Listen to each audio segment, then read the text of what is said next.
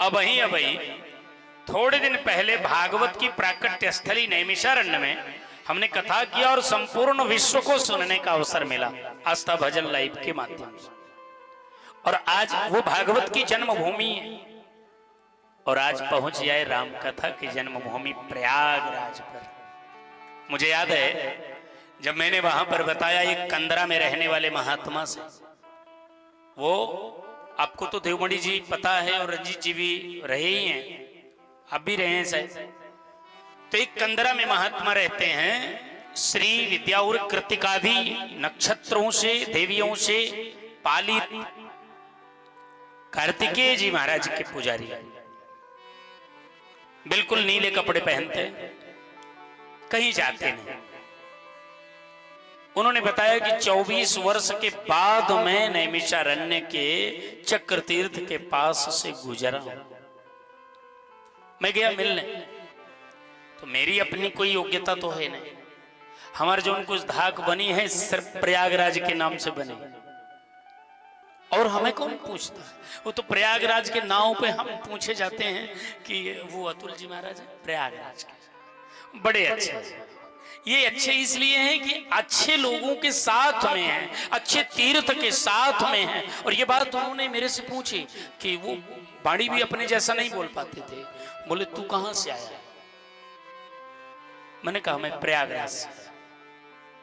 अच्छा, मैं तेरी कथा में परसों आऊं। प्रसन्न हो गए हम सब।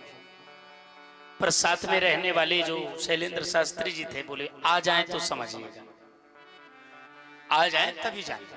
अच्छा, मेरा ऐसा कोई भाव नहीं था कि वो आए या ना आए, मैं ज्यादा इन सब चीजों में पढ़ता नहीं हूं। लेकिन जब उनकी सिद्धि और उनके विचार और उनकी भावनाओं को मैंने पढ़ा तो मुझे लगा अगर ये चले चलते तो हमारे 108 भागवत के श्रोताओं को इनके दर्शन मिल जाते। इसलिए मैंने कहा कि आप चलो ना। अच्छा, चलते चलते मैं पूरे उनके 2 घंटे के सानिध्य में 2 या 3 बार कुछ बोला। एक तो ये बोला कि तू कहां से आया? तो मैंने कहा प्रयागराज। फिर मुझे याद है कि बहुत देर बाद मैंने कहा, आधे घंटे 40 मिनट के बाद, कि आपके दर्शन से ही यह कथा कृतकृत्य हो गई, कृतार्थ हो गई, अभिभूत हो गई। फिर किसी ने बताया कि महाराज ये 108 भागवत का पारायण करवा रहे हैं नैमिषारण्य में।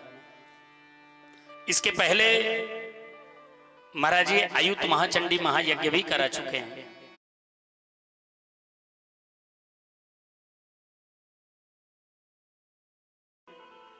कि जो यज्ञ हाईवे पर हुआ था 4 साल पहले 2020 में, उस यज्ञ के 10 गुना क्षमता की यज्ञ वो दो बार करा चुके। तीसरी बार करवाने वाले हैं। मैंने कहा कब करवाओगे? तो बोले जब तीसरी बार कराऊंगा तो ज्यादा दिन रहूंगा ना, इसलिए भी थोड़ा रुकाऊंगा, काम अभी बाकी है, धरती पर काम अभी बाकी। संपूर्ण विश्व में उनके आश्रम है, संपूर्ण विश्व में उनके आश्रम है, और बड़े ही सिद्ध जनों में हैं, बड़े ही सिद्ध जनों। फिर मैंने चलते चलते कहा कि दर्शन एक बार करूं, अंतिम बात थी, चाहे कई बार करूं, पर आपकी छवि मेरे हृदय पटल पर अंकित हो गई है। अब आप आओ ना आओ, मुझे कोई ज्यादा दिक्कत नहीं है, पर मैं लोगों को बता नहीं पाऊंगा कि आप कैसे। जैसे आपसे कह दिया जाए कि गुड़ मीठा होता है, तो आप कहें गुड़ कैसा होता है, ये दिखा दिया गुड़ है। अब बोले मीठा कैसा होता है, तो कैसे बताओ? बताओ मीठा कैसा होता है? तो उसका ये कई तरीका है कि एक ढोका गुड़ तोड़ करके उसके मुख में ठूंस दो, ऐसा होता है। अब वो भी बता नहीं पाएगा, बता पाएगा? गुड़ तक तो तुम्हारी पहुंच है, गुड़ कैसा होता है ये लो। मीठा कैसा होता है बोलो? मीठा बता सकते? मीठा बताने के लिए तो ठूसना पड़ेगा। मैंने कहा मैं जब जाऊंगा और बताऊंगा तो लोग मुझसे पूछेंगे कि मुझे भी दर्शन करा।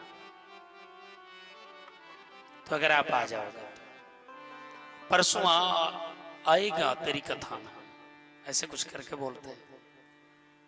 तो मैंने कहा ठीक है। शैलेंद्र शास्त्री जी महाराज ने कहा कि आ जाए तो समझ। अब देखो कल ही आ गया, परसों छोड़े, कल ही आ गए, मतलब आज शाम के बोला था, कल ही कथा में पदार्पण उनका हो गया।